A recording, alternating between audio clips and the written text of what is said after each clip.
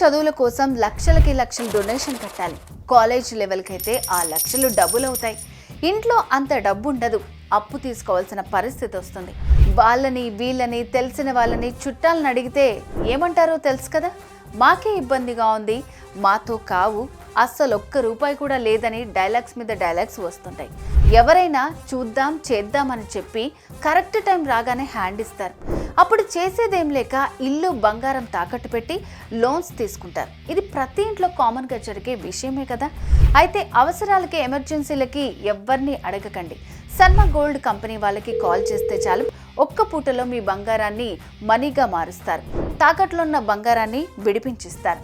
Yes, మీరు విన్నది కరెక్టే.